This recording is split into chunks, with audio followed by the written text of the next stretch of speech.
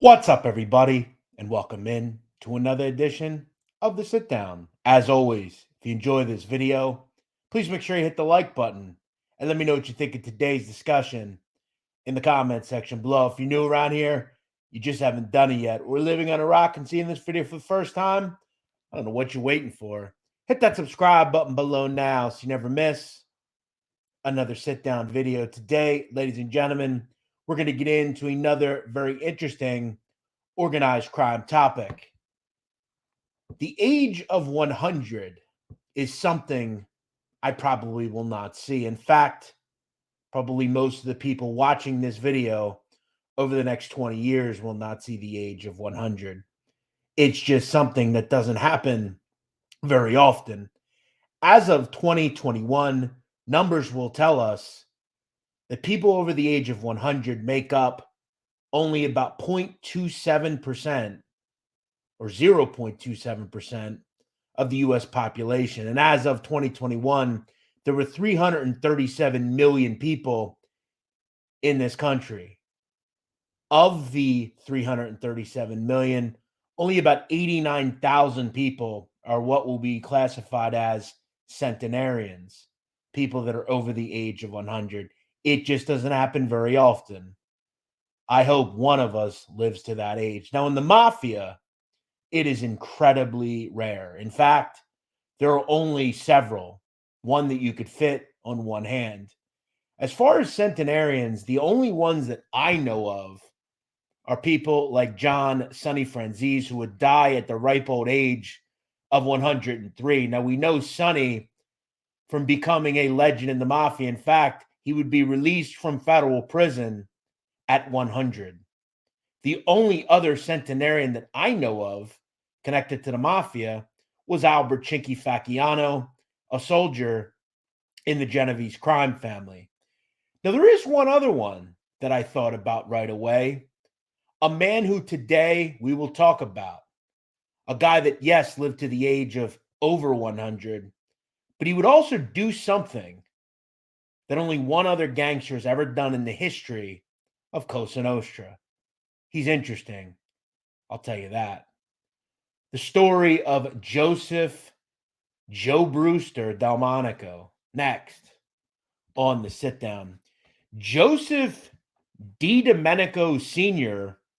was born in January 1921 in the Brooklyn neighborhood of Bensonhurst. As we know, time and time again, this neighborhood comes up. It is an area rife with people associated with the Mafia. Now, not a lot is known about Joe Brewster's very early life, so I want to take a little bit of time and tell you a little bit about how Italian Bensonhurst actually is. As of 1930, Bensonhurst was one of the most foremost areas filled with Italians and Jewish people in New York City. Now, during the 1930s, it was estimated that about 150,000 people lived in Bensonhurst. It's down to about 105,000 today. So during the 30s and 40s, Bensonhurst was at its full population, really over history. Now, as we know, many Italians would emigrate there in the 1900s, and even today still live there. Now, one thing we would find out about Joe Brewster Di Domenico, according to Mikey Scars Di Leonardo, he has said on multiple occasions, including on his Patreon, that he's actually related to Joe Brewster. According to Mikey Scars, his mother, Virginia, is how they're related. I guess from what I understand, Joe Brewster was actually a distant cousin to Mikey Scars. And Mikey Scars would also say that at one point, the person to introduce Joe Brewster to mob life in the 50s was actually his grandfather, a man called Vincent Jimmy Di Leonardo. Now, we get that photo directly from RJ Roger and Mikey Scars' exclusive Patreon account, No Excuses. Urge you to go take a look and opine. So Joe Brewster was very connected to a very formidable family. And if we know anything about the Di Leonardos, they would then be connected to the DeChicos. Mikey Scars and marry into the Fabianos. There's a lot of connection to the world of the mob. And if you're Joe Brewster, your decisions were ultimately made for you due to the fact of who your family actually was. Now, Joe Brewster, like many people in the 40s, particularly young men, would be drafted into World War II. Now, what I would find out is that Joe Brewster would actually work in military aviation. He would work for a company called Brewster Aeronautical Corporation, hence the nickname Joe Brewster. Now, Brewster Aeronautical Corporation is not a burgeoning company that many would remember. In fact, it's only really known for its faults. In fact, it would actually be put out of business and go defunct in 1946 after it was made clear that due to poor production, it would aid in bellying up all sorts of airplanes, and it was a black eye on military aviation. Joe Brewster wouldn't last long at the company, which was based in New York City, and he would head to the streets. Now, as I said, in the 50s, Joe Brewster would allegedly be connected to the mob through a family member, Vincent Jimmy DiLeonardo. Now, Vincent Jimmy DiLeonardo, according to Mikey Scars, goes back many years in the Mafia. In fact, he was related to, at one point, being connected to Salvatore D'Aquila, the namesake of the Gambino crime family many years before. And ultimately for Joe Brewster, he would become connected with a lot of heavy hitters that would formate the Gambino crime family in the 60s. He would become very close to not only Carlo Gambino, but his cousin, Paul Castellano. Now, the guy that Joe Brewster would always be connected to, really up until the 90s, was Jimmy Brown failure. In fact, during the 50s and into the 60s, it's alleged that Joe Brewster Domenico was actually the driver to Jimmy Brown failure. Now, I want to make one distinction before we get into the main series and sources of Joe Brewster's life. Obviously, I'm referring to Joe Brewster as Joe Brewster Domenico. That was his given name and the name that he was born with. Eventually, though, he would actually change his name to Joseph Delmonico. The reasons for that I'll get into. Now, upon his return from the war and things like that, he would ultimately have some children. He would end up having 3 daughters and 1 son. He would have a son that he would name Joe Jr. Joe Jr. would be born in 1943, and he would quickly, by his 30s, delve in to the Mafia. Now, Joe Brewster Sr. was actually very involved with unions. One thing we know about people like Paul Castellano and Carlo Gambino and guys like Jimmy Brown is that they were very adept at getting involved in unions. And Paul Castellano always loved business savvy people, money earner guys around him. And that's something that Joe Brewster and him really kind of agreed with. In fact, most mobsters agreed with. But for them, Paul Castellano, we know, big racketeer, always loved the envelopes kicking up to him. Now, Joe Brewster would get very involved early on with a bricklayers union and mason union called Local 23, which, from what I understand, is actually not around anymore. But he would be very involved with that union throughout most of his life. Now, one thing that Joe Brewster started having to realize was the fact that by the late 60s, his son was delving into a lot of criminality. In fact, by the late 60s, Joe Brewster Jr. was actually shot at one point.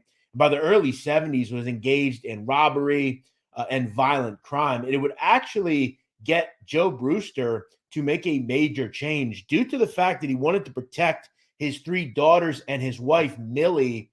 Joe Brewster would actually have his name changed from Joe Domenico to Joseph Delmonico.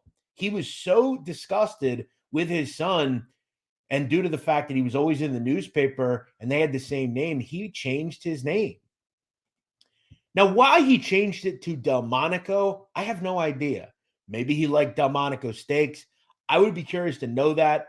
Obviously, I'm sure Mikey Scars may know. I would be curious to ask him that.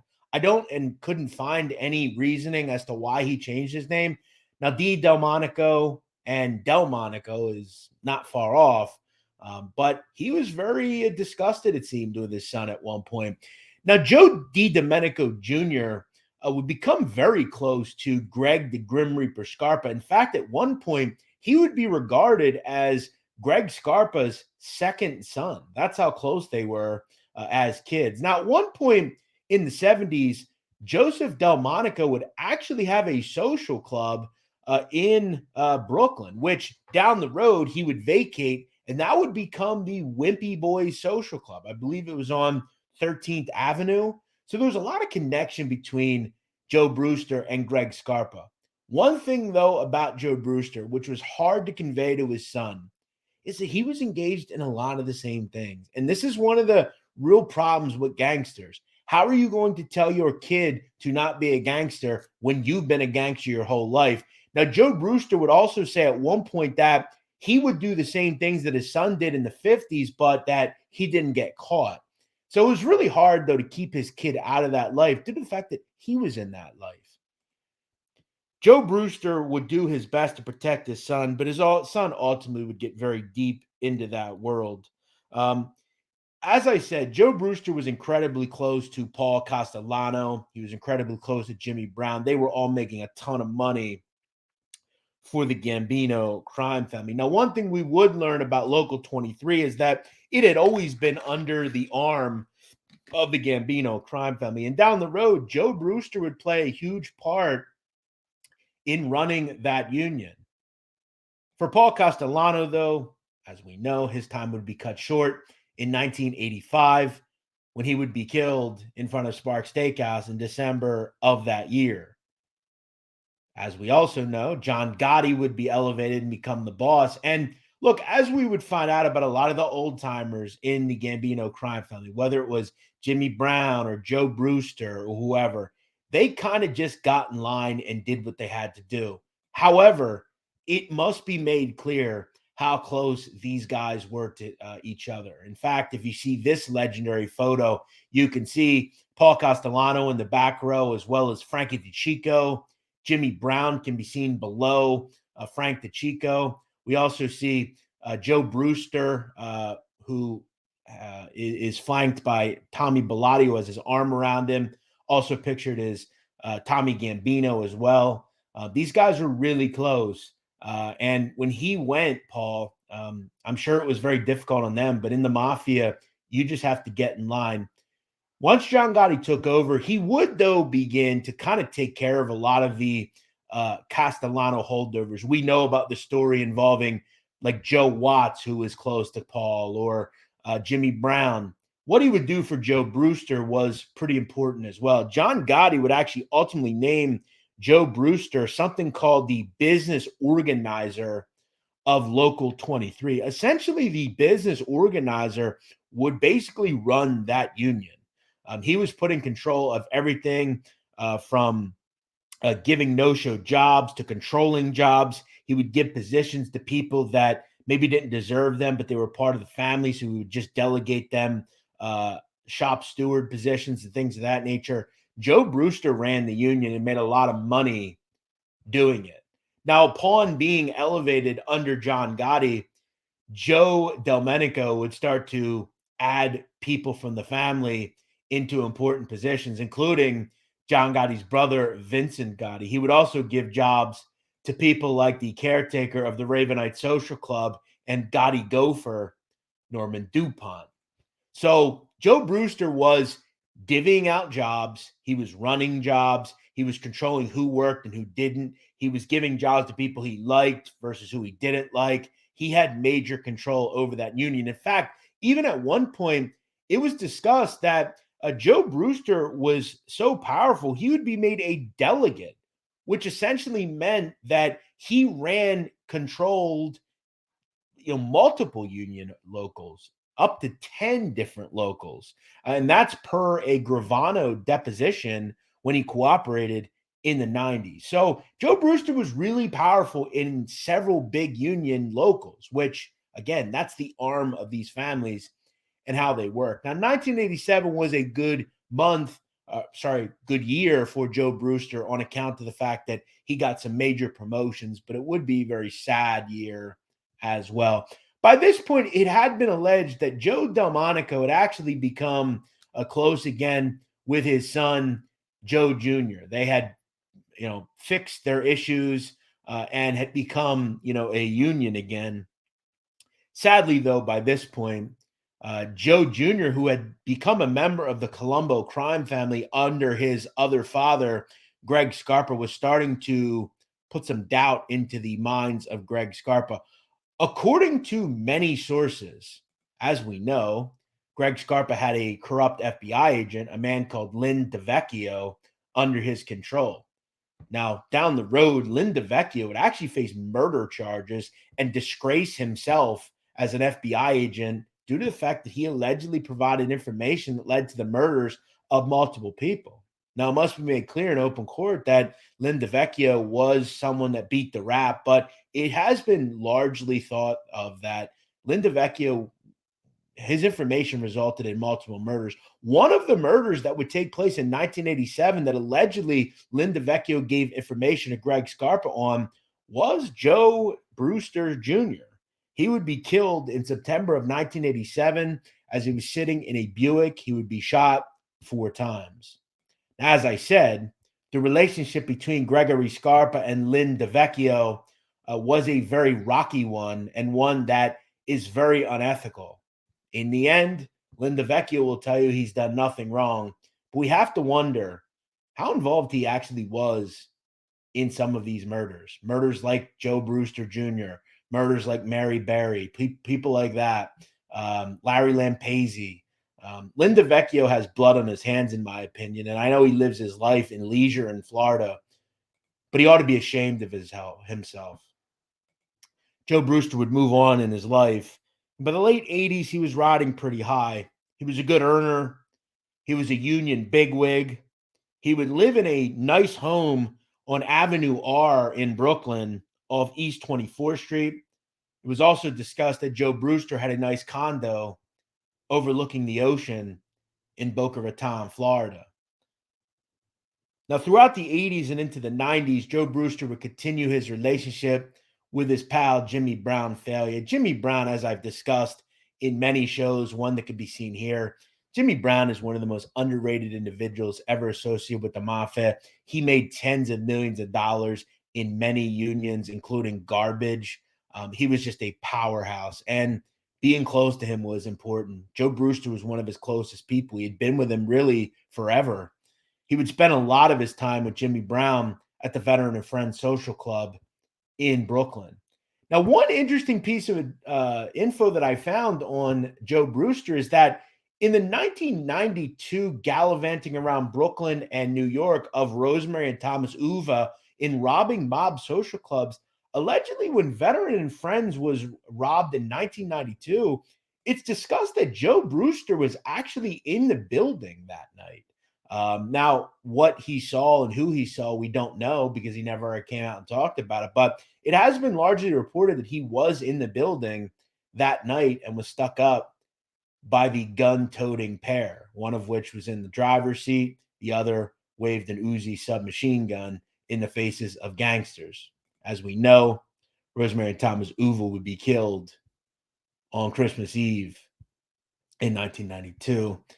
Joe Brewster into the 90s and 2000s would still be involved with the life. According to a 1997 Gambino crime family chart, he was in the crew of Mikey Scar's D. Leonardo. Now, Mikey Scars would say in subsequent interviews that, again, his cousin and him were very involved in the local 23, and he still maintained control, and that he was kind of the point man for the family in collecting money and other things for the group. Now, as I said, he in the 90s and into the 2000s, he was under Mikey Scars. There is a lot of question as to what crews, though, Joe Brewster was in after he was made in 1984. I've heard varying reports that he was either in the crew of his friend Jimmy Brown. There's also rumors that at one point he was in the crew of Nino Gaggi. Now, I've heard multiple sources compare that he was maybe in both crews at one point, but I just kind of wanted to mention both. Either way, Joe Brewster never elevated above the position of soldier. He was a button man, and that was it. Now, it was said that in the 2000s, near the end of the 2000s, Joe Brewster would retire from life. and probably spend most of his time in Florida. Now, in this video, there's probably one thing you're wondering. Did Joe Brewster ever go to prison? As far as I know, Joe Brewster is one of the only people ever associated with the Mafia that never spent 1 minute in prison at any point. The only other person that I know of was Tony Accardo.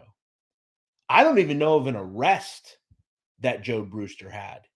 When we look back on his over 50-year mob career, you have to applaud the fact that Joe Brewster never spent 1 second in prison, and he would die in his own bed. In fact, he would do something that very few mobsters do. Joe Brewster, sadly, in March of 22, would pass away at the ripe old age of 101.